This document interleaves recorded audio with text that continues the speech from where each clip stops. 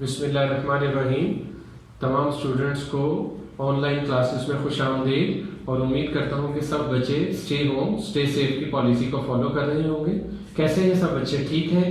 उम्मीद करता हूँ कि मेरे जो पढ़ाने वाले टॉपिक हैं जो मैंने आपको पढ़ाए हैं वो आप बच्चों को समझ भी आ रहे हैं और आपकी लर्निंग का जो प्रोसीजर है वो भी कंप्लीट हो रहा है। बेटे, जो लास्ट टॉपिक मैंने आप बच्चों को पढ़ाया था, elasticity of demand and elasticity of supply, वो बहुत इंपॉर्टेंट टॉपिक था। उस टॉपिक से रिलेटेड आज हमारा जो टॉपिक है वो है गवर्नमेंट की पॉलिसीज। तो गवर्नमेंट की पॉलिसी जो है वो सबसे ज्यादा जो इम्प्लीमेंट होती है वो माइक्रो इकोनॉमिक्स में डिमांड एंड सप्लाई फोर्सेस पर ही होती है। तो आज के टॉपिक में हम गवर्नमेंट की पॉलिसीज को पढ़ेंगे कि what is the role of government in controlling prices. आज जो हम जो टॉपिक पढ़ेंगे इसको हम चैप्टर का नाम चैप्टर नंबर 6 से ये हमने लिया, that is supply, demand and government policies. तो डियर स्टूडेंट्स, आज हम जिस टॉपिक को सबसे ज्यादा कंसर्न करेंगे उसमें आपको elasticity of demand and elasticity of supply की प्रैक्टिकल इंप्लीकेशन भी आएगी। हमने जो लास्ट में याद किया कि इलास्टिसिटी ऑफ डिमांड क्या होती है, मोर इलास्टिक क्या होती है, लेस इलास्टिक क्या होती है, आज हम सीखेंगे उसकी प्रैक्टिकल एप्लीकेशन। आज का टॉपिक बहुत जबरदस्त है, बड़ा सिंपल सा टॉपिक है और प्रैक्टिकल टॉपिक है, माइक्रो के साथ साथ मैक्रो इकोनॉमिक्स से भी रिलेटेड है। यानी हम पॉलिसी मेकिंग के लिए माइक्रो टूल्स को इस्तेमाल करेंगे। इसीलिए इस चैप्टर का नाम है demand, supply and government policies. जहां तक बच्चों सप्लाई और डिमांड का ताल्लुक है वो तो माइक्रो इकोनॉमिक्स का एक कॉन्सेप्ट है जो मैंने आपको पहले भी पढ़ाया और आज भी इसे सीखेंगे। लेकिन ज्यादा जरूरी जो चीज है वो उस डिमांड और सप्लाई की पॉलिसी इंप्लीमेंटेशन है, पॉलिसी मेकिंग है। तो जो टॉपिक है बेसिकली वो demand and supply and government intervention on demand and supply. तो देखिए बच्चों, आज हम जो टॉपिक पढ़ रहे हैं उसके कुछ कंटेंट्स हैं। उसमें हम सीखेंगे व्हाट इज प्राइस कंट्रोल, फिर हम सीखेंगे what is tax and what are its impacts, and in the last, in the final, I will provide you a quiz so that you may learn the topic quite more efficiently। और आपको quiz करके, quiz को solve करके आज का topic भी समझ आएगा और उसकी मिड टर्म एग्जाम्स के लिए आपकी तैयारी भी होगी। तो बच्चों हम चलते हैं और सबसे इंपॉर्टेंट जो कॉन्सेप्ट है और ये गवर्नमेंट की इंटरवेंशन है उसके लिए मैंने एक लाइन लिखी और वो लाइन लिखी, व्हाई डज गवर्नमेंट इंटरवेन, हुकूमत मुदाखलत क्यों करती है, हुकूमत को मुदाखलत करने की जरूरत क्यों पड़ती है। हमने एक लेसीज फेयर इकोनॉमी भी पढ़ी, हमने पढ़ा कि एडम स्मिथ जो है वो सबसे ज्यादा जोर देता था लेसीज फेयर इकोनॉमी पर, that is no role of government intervention, यानी हुकूमत की जो मुदाखलत है, इंटरवेंशन है वो कम से कम हो, लिमिटेड हो। लेकिन फिर भी हुकूमत को बहुत सारी जगहों पर मुदाखलत करना पड़ सकती है। हुकूमत को इंटरवेंट क्यों करना पड़ता है, तो उसका मैंने जो आंसर लिखा वो देखें। मैंने कहा when we discuss role of demand and supply forces, the biggest drawback of these forces is neglecting social welfare. ये जो डिमांड एंड सप्लाई फोर्सेस हैं सम टाइम ये सोसाइटी में सोशल वेलफेयर को निगलेक्ट करती हैं, और डिमांड साइड भी और सप्लाई साइड भी। And what is social welfare? Social welfare से मुराद हम कोई ये नहीं लेते कि मुआशरे में कुछ सड़क बननी चाहिए तो सिर्फ यही सोशल वेलफेयर है।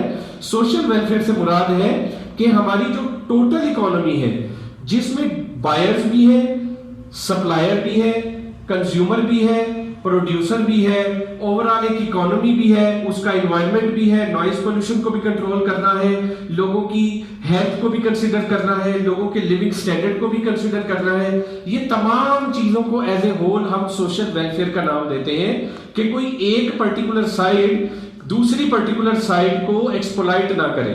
दैट इज बायर्स के फोर्स की वजह से, डिमांड फोर्सेस की वजह से सप्लायर जो है वो लॉस में ना जाए, या सप्लायर के कार्टेल इफेक्ट की वजह से या मोनोपोलीज की वजह से बायर को हाई प्राइस चार्ज ना की जाए, या बायर और सप्लायर के ओवरऑल इंटरेक्शन की वजह से सोसाइटी सफर ना करे।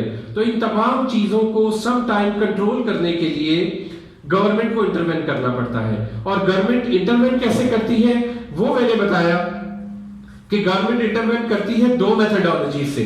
नंबर 1 मेथोडोलॉजी मैंने बताई प्राइस कंट्रोल, और दूसरा मेथोडोलॉजी मैंने आपको बताई बच्चों टैक्सेस का रोल, कि हम इन दोनों के जरिए गवर्नमेंट मुदाखलत करती है। नंबर 1 हम देखते हैं प्राइस कंट्रोल क्या होता है बेटो। प्राइस कंट्रोल से मुराद एक ऐसी मेथोडोलॉजी है जिसमें गवर्नमेंट समटाइम्स प्राइस पर रैशनिंग लगा देती है, प्राइस को बाउंड कर देती है कि एक मिनिमम लेवल या एक मैक्सिमम लेवल से ज्यादा कीमत चार्ज ना की जाए। तो इस मेथोडोलॉजी को, इस अमल को प्राइस कंट्रोल का नाम दिया जाता है। प्राइस कंट्रोल गवर्नमेंट बेटो कितनी तरह की करती है? टू तरह की करती है। दो तरह की मेथोडोलॉजीज अडॉप्ट की जाती हैं। एक है प्राइस सीलिंग और दूसरी है बेटो फ्लोर प्राइस या प्राइस फ्लोर। तो पहला जो हम टॉपिक पढ़ेंगे वो ये है हमारा। फिर उसके बाद गवर्नमेंट इंटरवेंट करते हुए बायर्स पर, सप्लायर पर या दोनों पर समटाइम क्या अप्लाई करती है? टैक्स अप्लाई कर देती है, ताकि डिमांड साइड को इफेक्ट किया जाए, सप्लाई साइड को इफेक्ट किया जाए, या डिमांड और सप्लाई दोनों को इफेक्ट किया जाए, या ओवरऑल गवर्नमेंट के जितने भी जो डेवलपमेंटल एक्सपेंडिचर्स हैं और नॉन डेवलपमेंट एक्सपेंडिचर्स हैं उनको मीट करने के लिए भी समटाइम्स गवर्नमेंट टैक्सेस इंट्रोड्यूस करवाती है। तो बच्चों हमारा जो सबसे पहला टॉपिक हम सीखेंगे what is price ceiling, what is price floor. तो now we move to what is price ceiling. Look at this, what is price ceiling. देखिए बेटो प्राइस सीलिंग की डेफिनेशन मैंने लिखी और बड़ा एक सिंपल सा कॉन्सेप्ट है, और मैंने लिखा अ लीगली एस्टैब्लिश्ड मैक्सिमम प्राइस। विच प्राइस? Legally established. गवर्नमेंट ने बनाई ना, मैंने तो नहीं दी या एक फर्म ने तो नहीं लगाई, गवर्नमेंट ने लगाई, इसीलिए इसको बोलते हैं लीगली एस्टैब्लिश्ड। और कौन सी प्राइस? Maximum price. सीलिंग छत को भी हम कंसीडर करते हैं, सीलिंग छत को बोला जाता है। तो मैक्सिमम प्राइस, ज्यादा से ज्यादा कीमत जो लीगली गवर्नमेंट एस्टैब्लिश कर दे कि इससे ज्यादा कीमत हम नहीं चार्ज कर सकते, हम उसे प्राइस सीलिंग बोलते हैं। तो देखो बेटो ये किसको बेनिफिट करेगा जब गवर्नमेंट इस तरह की रैशनिंग कर देगी कि एक मैक्सिमम लिमिट से ज्यादा कीमत आपने चार्ज नहीं करनी। ये किसकी साइड के लिए है? ऑफ कोर्स ये डिमांड साइड के लिए है कि कंज्यूमर को हाई प्राइस चार्ज की जा रही थी, कार्टल्स और मोनोपोलीज के जरिए, आर्टिफिशियल शॉर्टेजेस के जरिए बहुत ज्यादा कीमतें चार्ज की जा रही थी। और कोई प्रोडक्ट ऐसी है जो कंज्यूमर वेलफेयर के लिए है, सोशल वेलफेयर के लिए है, लाइक गंदम है, घी है, आपकी शुगर है, आपका मिल्क है, आपकी पेट्रोलियम है, आपकी गैसोलीन है, आपकी यूटिलिटी बिल्स है। तो जब गवर्नमेंट इन चीजों पर सोशल वेलफेयर की खातिर एक रैशनिंग कर देती है, एक लिमिट लगा देती है कि प्रोड्यूसर इससे ज्यादा कीमत चार्ज नहीं करेंगे, इस अमल को और इस मुदाखलत को प्राइस सीलिंग का नाम दिया जाता है। और देखिए बेटो मैक्सिमम प्राइस। तो बच्चों कॉन्सेप्ट तो प्राइस सीलिंग का यही है कि मैक्सिमम प्राइस जो गवर्नमेंट एस्टैब्लिश कर दे हम उसको प्राइस सीलिंग का नाम देते हैं। अब हम इस कॉन्सेप्ट को इस तरह डायग्रामेटिकली भी देखेंगे कि इसका इम्पैक्ट क्या होता है, फिर उस डायग्राम में देखेंगे कि किस तरह ये जो कॉन्सेप्ट है ये गवर्नमेंट की इंटरवेंशन से सोसाइटी में क्या चेंज आता है, इससे प्रोड्यूसर पर क्या इफेक्ट पड़ता है, कंज्यूमर को क्या इम्पैक्ट पड़ता है और ओवरऑल सोसाइटी पर क्या फर्क पड़ता है, ये चीज हम सीखेंगे। देखिए बेटो मैंने यहां लिखा प्राइस सीलिंग में 2 outcomes are possible when government imposes a price ceiling. Number 1 not binding और दूसरी कौन सी है? बाइंडिंग। नॉट बाइंडिंग के साथ क्या कॉन्सेप्ट कनेक्टेड है? Above the equilibrium price. Above the equilibrium price. Look at this, equilibrium price कैसे बनी थी? हमने यहां एक्स एक्सिस लिया last lecture, here we took price and here demand and supply. Look at this, this is demand curve, this is supply curve. इस point को हमने equilibrium price बोला और ये इक्विलिब्रियम क्वांटिटी बोली थी। ये टॉपिक मैंने आपको सिखाया था। तो जब ceiling price above the equilibrium, इस इक्विलिब्रियम से ऊपर कहीं पर गवर्नमेंट जो है सेट कर दे तो उसे नॉट बाइंडिंग बोलते हैं। और अगर गवर्नमेंट जो है इस इक्विलिब्रियम प्राइस से बिलो कहीं नीचे कोई कीमत तय कर दे कि इससे ज्यादा कीमत चार्ज नहीं करनी, तो इसे बाइंडिंग सेलिंग प्राइस बोलते हैं। नॉट बाइंडिंग और बाइंडिंग दो कॉन्सेप्ट हैं, ये दोनों कॉन्सेप्ट बहुत इंपॉर्टेंट है, क्योंकि इनके जरिए ही हमें पता लगेगा कि गवर्नमेंट की इस पॉलिसी मेकिंग के बदले या पॉलिसी मेकर्स की ये पॉलिसी अनाउंस करने के बदले सोसाइटी पर क्या इंपैक्ट पड़ा है। तो हम सबसे पहले देखते हैं नोट बाइंडिंग क्या होता है। नोट बाइंडिंग का कॉन्सेप्ट किस तरह जो है वो सोसाइटी को इंपैक्ट करता है। मैंने पहले ही बताया बच्चों आपको कि नोट बाइंडिंग से मुराद एक ऐसी प्राइस सीलिंग है, ऐसी प्राइस कंट्रोल है जो अबव द इक्विलिब्रियम प्राइस है। अब अबव द इक्विलिब्रियम प्राइस से मुराद ये है कि डिमांड और सप्लाई की फोर्सेस ने इक्विलिब्रियम डिसाइड किया at point E at price 3। Market में 3 प्राइस प्रिवेल कर रही थी, डिमांड और सप्लाई इक्वल थी और समवेयर 100 क्वांटिटी जो है वो डिमांडेड थी और 100 ही सप्लाई थी। अब यहां पर जो मार्केट की डिमांड और सप्लाई फोर्सेस हैं, इन्होंने पहले ही एक कीमत 3 ऐसी डिसाइड की है जिस पर कंज्यूमर और प्रोड्यूसर दोनों में से किसी को भी एतराज नहीं है, और गवर्नमेंट अनाउंस कर देती है पॉलिसी के प्राइस क्या सेट कर दी जाए, 4। गवर्नमेंट ने क्या प्राइस सेट कर दी, 4 सेट कर दी। तो बेटो अगर गवर्नमेंट ने प्राइस 4 सेट कर दी है तो आप मुझे बताएं कि इस 4 प्राइस सेट करने से हमारी कंज्यूमर साइड को क्या बेनिफिट होगा। ये तो उल्टा कंज्यूमर इस प्राइस को एक्सेप्ट नहीं करेगा और वो पहले ही डिमांड और सप्लाई के मुताबिक क्या प्राइस पे कर रहा है, 3। इसीलिए जो इक्विलिब्रियम प्राइस सीलिंग में जो प्राइस इक्विलिब्रियम से अबव बाइंडिंग होती है उसका सोसाइटी पर कोई इंपैक्ट नहीं होता और ये प्राइस मार्केट में प्रिवेल नहीं करती, और जो इक्विलिब्रियम पहले से चल रहा था डिमांड और सप्लाई का, वही कीमत जो है वो मार्केट में सस्टेन करती है। अब हम देखते हैं अगर यही प्राइस बिलो इक्विलिब्रियम प्राइस करते तो फिर ये नोट बाइंडिंग की जगह क्या हो जाता, बाइंडिंग हो जाता, और एक्चुअल इंपैक्ट बाइंडिंग कॉन्सेप्ट का ही है। और वो देखें बच्चों, look at this another diagram, a price ceiling that is binding। मैंने बाइंडिंग की डेफिनेशन क्या दी, एक ऐसी प्राइस मैक्सिमम प्राइस गवर्नमेंट ने लगा दी और वो प्राइस लगा दी जो बिलो इक्विलिब्रियम प्राइस है, बिलो इक्विलिब्रियम क्वांटिटी सप्लाई से नीचे जो प्राइस थी, अगर वो लगाए तो उसे बाइंडिंग कहते हैं। तो बच्चों बाइंडिंग जो सीलिंग प्राइस है उसका इंपैक्ट देखें। अब ये जो डायग्राम है, ये डायग्राम भी मैं आपको बनाकर दिखाता हूं, ये कैसे बनी वो मैं नेक्स्ट आपको बनाकर दिखाता हूं। पहले आप जरा डायग्राम को सीखें और देखें बच्चों, हमने उसी तरह वाई एक्सिस और एक्स एक्सिस ड्रॉ करने हैं, हमने डिमांड कर्व ड्रॉ करना है, हमने सप्लाई कर्व ड्रॉ करना है। जहां डिमांड और सप्लाई आपस में मिले उस पॉइंट को हमने इक्विलिब्रियम ई का नाम दिया, और उस पर जो प्राइस प्रिवेल कर रही थी वो मार्केट में क्या प्रिवेल कर रही थी बच्चों, 3 प्रिवेल कर रही थी।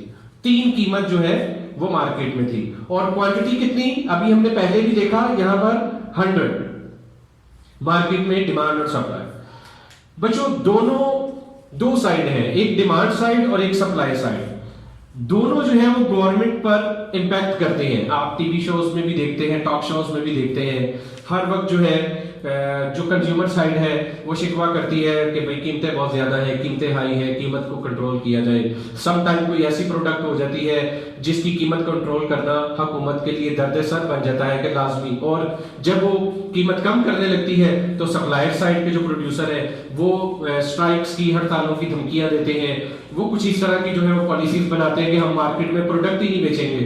तो इन सब चीजों को कंट्रोल करने के लिए सम टाइम गवर्नमेंट को बहुत मुश्किल डिसीजन लेना पड़ता है।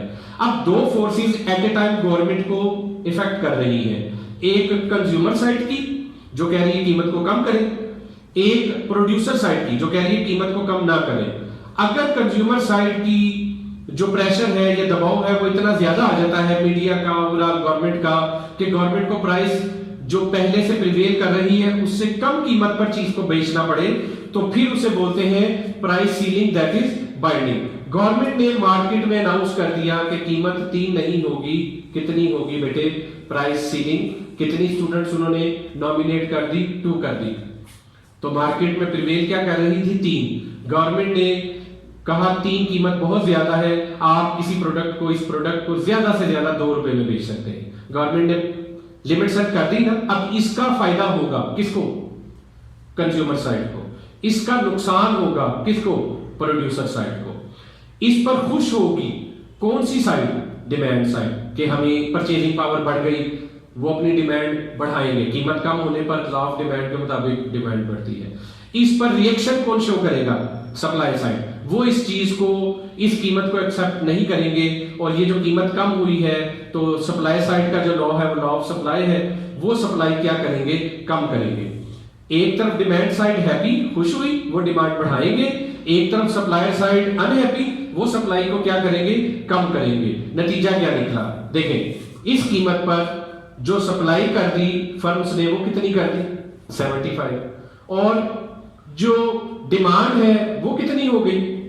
125। Now there is a gap of 50। ये जो प्राइस को कम करने के लिए नतीजे में जो गैप निकला, वो कॉज बना सोसाइटी में किस चीज का बेटो? शॉर्टेज का। शॉर्टेज का। और सोसाइटी में इस शॉर्टेज की वजह से बहुत सारी नई प्रॉब्लम्स क्रिएट होती हैं, जो प्राइस सीलिंग की वजह से आती हैं। तो ओवरऑल इस शॉर्टेज को खत्म करने के लिए गवर्नमेंट फिर जो है उन्हें फिर नई पॉलिसीज बनानी पड़ती है। तो समटाइम जो है गवर्नमेंट की जो पॉलिसीज हैं वो एक प्रॉब्लम को सॉल्व करते हुए कई नई प्रॉब्लम्स को क्रिएट कर देती है। तो डिमांड साइड के लिए प्राइस तो कंट्रोल हो गई, लेकिन उस प्राइस के कम करने का नतीजा ये निकला, मार्केट में शॉर्टेज क्रिएट हुई। तो बच्चों, जब ये शॉर्टेज क्रिएट हुई तो इसको भी फिर गवर्नमेंट को मुख्तलिफ तरीकों से जो है वो टैकल करना पड़ता है। समटाइम गवर्नमेंट जो है प्रोडक्ट की जो सप्लाई है उसको पूरा करने के लिए सप्लायर साइड को सब्सिडीज देता है कि भाई हम 2 रुपए की मार्केट में ही प्रोडक्ट बेचेंगे। लाइक यूटिलिटी स्टोर्स आपने देखे हैं, तो हम मार्केट में 2 रुपए की आप बेचे, आपकी जो कॉस्ट आ रही है हम 1 रुपया पर यूनिट आपको जो है अपनी तरफ से पे करेंगे। सम टाइम जो है इस शॉर्टेज को पूरा करने के लिए गवर्नमेंट दूसरे मुल्कों से चीज को इंपोर्ट भी करती है, तो ये भी एक पॉलिसी है। तो इसी तरह गवर्नमेंट बार का जो है वो रैशनिंग कर देती है कि अगर जो है वो एक पर्टिकुलर स्टोर पर चीज अवेलेबल नहीं है तो आप गवर्नमेंट के स्टोर से जाकर ये चीज खरीद सकते हैं। तो ये मुख्तलिफ तरीकाकार है जिसके जरिए गवर्नमेंट शॉर्टेज को कवर अप करती है। लेकिन अगर ये शॉर्टेज कवर अप ना हो तो फिर दोबारा क्या होता है, विद इन अ टाइम ये प्राइसेस ऑटोमेटिकली दोबारा इंक्रीज करते करते कहां तक जाती है, 3 से भी अबव तक जा सकती है। तो बच्चों, जब गवर्नमेंट एक पॉलिसी बनाती है तो उस पॉलिसी के कई पॉजिटिव इफेक्ट्स भी होते हैं और नेगेटिव इफेक्ट्स भी होते हैं। तो देखिए, प्राइस सीलिंग में कीमत तो कम हुई, लेकिन साथ हमें सोसाइटी को क्या देखना पड़ा? शॉर्टेज देखना पड़ा। तो बच्चों, ये था प्राइस सीलिंग, जो आपको ये कॉन्सेप्ट मैंने करवाना था। अब इसकी एक और एग्जांपल है जो मैं आपको बड़ी सिंपल सी इसकी मैंने एक एग्जांपल, अब ये फॉर्मेशन ऑफ डायग्राम में देखें, आपने ये डायग्राम बनानी कैसे है। आपने एक्स एक्सिस और वाई एक्सिस ड्रॉ किए, आपने डिमांड साइड का डिमांड कर्व बनाया, सप्लाई कर्व बनाया, जहां पर दोनों मिले वो equilibrium cross intersection point 3 price 100 supply, ये थी नॉर्मल कंडीशन। इस प्राइस को गवर्नमेंट ने कंट्रोल किया और कितना तय कर दिया? 2। ये आ गई प्राइस सीलिंग, 2 प्राइस। इसका नतीजा ये निकला कि डिमांड और सप्लाई में एक डिफरेंस आया जिसे हमने क्या नाम दिया? शॉर्टेज का। और वो शॉर्टेज कितना था? हमने कहा कि वो 50 का शॉर्टेज था। और इसको दूर करने का क्या तरीकाकार है वो भी मैंने आप बच्चों को सिखाया। तो बच्चों, ये था प्राइस सीलिंग। अब हम ये इफेक्ट्स ऑफ प्राइस सीलिंग में देखें कि इसका नतीजा क्या निकलेगा। इफेक्ट ऑफ प्राइस, डिमांड बढ़ जाएगी किससे? सप्लाई से। जब डिमांड बढ़ेगी सप्लाई से, सप्लाई की शॉर्टेज होगी, सप्लाई की शॉर्टेज होगी तो सोसाइटी में क्या होगा? लंबी लंबी कतारें लगेंगी, डिस्क्रिमिनेशन होगा, अपने जान पहचान वाले को चीज जल्दी मिलेगी, दूसरों को कम मिलेगी, रेसिज्म होगा। लोग जो है वो फिरका जो है अपनी रेस, अपनी जो जात है या अपने से रिलेटेड अपनी सोसाइटी के लोग हैं, अपने कबीले के लोग हैं, अपने मुल्क के लोग हैं या अपने मखसूस एरिया के लोग हैं, उनको बेनिफिट करेंगे, दूसरे लोगों को बेनिफिट नहीं करेंगे। तो फिर गवर्नमेंट को इन प्रॉब्लम्स को टैकल करने के लिए भी फौरी तौर पर इंटरवेन करना पड़ता है और कई नई पॉलिसीज जो है वो अनाउंस करना पड़ती है। तो बच्चों ये था हमारा प्राइस सीलिंग, और इसमें ये कुछ इफेक्ट्स हैं जो मैंने आपको बताए, और इसमें एक मैंने जो आपको एग्जांपल है वो भी यहाँ दिखा रहा हूँ रेंट कंट्रोल की, और फिर हम प्राइस सीलिंग को वाइंड अप करते हैं। प्राइस सीलिंग के हवाले से आपकी बुक्स में एक रेंट कंट्रोल की एग्जांपल है कि गवर्नमेंट बात इस तरह करती है कि अर्बन एरियाज में, शहरी इलाकों में जो हाउसिंग की फैसिलिटीज है उनके लिए, और जो कंज्यूमर साइड है, जो लोग इनको रेंट आउट करते हैं, उनके लिए प्राइस सीलिंग कर देती है कि अपार्टमेंट्स की कीमत या इसका किराया जो है एक मखसूस लिमिट से ज्यादा नहीं चार्ज करना। तो उसका नतीजा क्या निकलता है? शॉर्ट रन में सप्लाई फिक्स होती है, क्योंकि शॉर्ट रन में फौरी तौर पर नए अपार्टमेंट्स नहीं बन सकते, जितनी रसद है वही है, ये डिमांड है। इक्विलिब्रियम प्राइस ये बन रही थी, लोग चाहते थे ये रेंट चार्ज करना, फर्ज करें $50 या 5,000 रुपीज, लेकिन गवर्नमेंट ने अनाउंस कर दिया कि 3,000 से ज्यादा चार्ज नहीं करना। उसका नतीजा क्या निकला? शॉर्टेज निकला।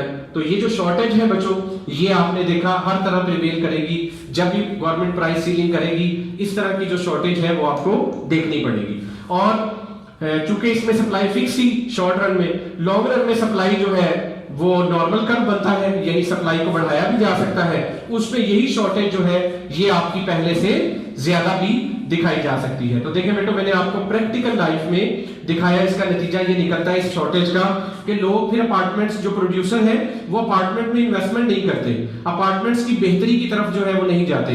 वो कहते हैं भाई गवर्नमेंट ने तो किराया फिक्स कर दिया है, तो मैं घर को रेनोवेट क्यों करूं, मैं महंगी महंगी चीजें क्यों लगाऊं, मैं अच्छी सर्विसेज क्यों दूं।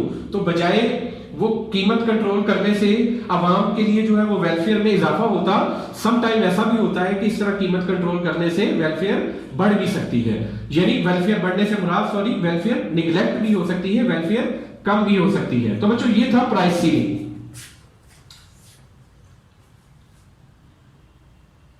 जी बच्चों, प्राइस फ्लोर। अब मैंने जो आपको प्राइस सीलिंग करवाया, अगर उसका उलट कर दें, यानी गवर्नमेंट अगर इस्टेब्लिश कर दे minimum price of which a good can be sold, कि कम से कम ये कीमत जरूर तय पाएगी, तो हम उसको क्या बोल देते हैं? Price floor.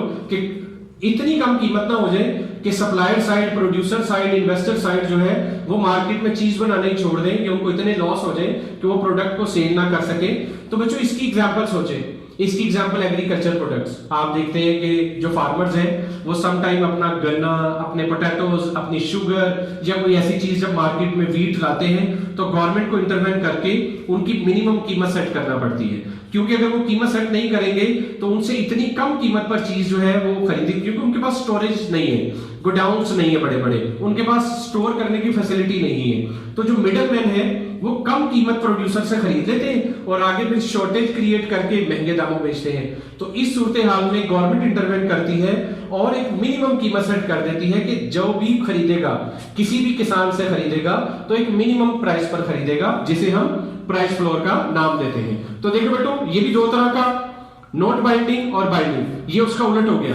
अगर नॉट बाइंडिंग होगा, अगर इक्विलिब्रियम प्राइस से नीचे, यानी जिस चीज पर वो पहले ही बिक रही है, फर्ज करें कि पोटैटोज है वो एक मन जो है वो 100 रुपए मन में बिक रहे हैं और गवर्नमेंट जो है उसकी कीमत 80 रुपए मुकर्रर कर दे, तो वो तो बिल्कुल ही एक्सेप्टेबल नहीं होगी, उसे नॉट बाइंडिंग कहते हैं। लेकिन अगर एक चीज जो है वो मार्केट में 100 रुपए की मन सेल करने की जो है वो खरीदने की कोशिश की जा रही है और सेलर जो है उसको ये कॉस्ट भी मीट नहीं हो रही, तो गवर्नमेंट इंटरवेन करके वो 100 की बजाय 150 कर देती है, इक्विलिब्रियम से ऊपर ले जाती है, तो वो बाइंडिंग होगी और असल इंपैक्ट भी उसी का होगा। तो देखो बच्चों, नॉट बाइंडिंग की फिर वही डायग्राम से, ये इक्विलिब्रियम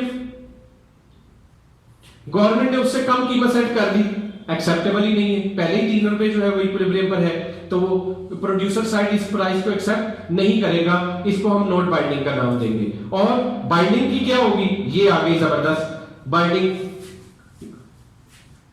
मार्केट में प्राइस है 3 रुपीज, ये प्राइस प्रोड्यूसर और कंज्यूमर की डिमांड सप्लाई फोर्सेस से है, लेकिन कंज्यूमर तो इस प्राइस को पे करने के लिए विलिंग है, लेकिन प्रोड्यूसर के लिए ये प्राइस एक्सेप्टेबल नहीं है, वो चाहता है कि कीमत इससे अबव हो। गवर्नमेंट इंटरवेन करके सप्लायर साइड को जो है वो बेनिफिट देने के लिए कीमत इससे अबव तय कर देती है, और कितनी कर देती है?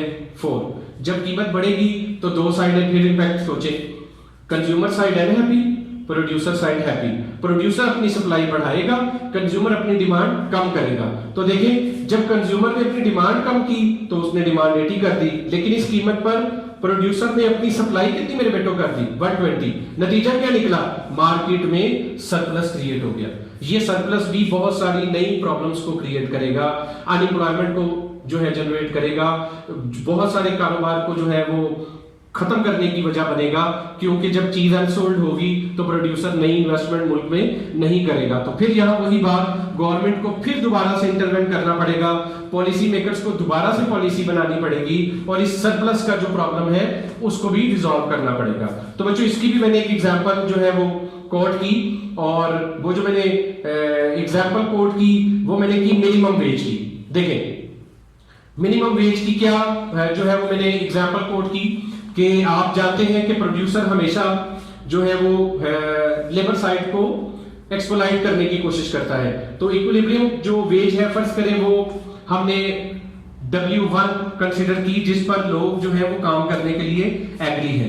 गवर्नमेंट नया बजट आता है और नई वेज अनाउंस कर देते हैं कि भाई मिनिमम वेज लेवल ये होगा।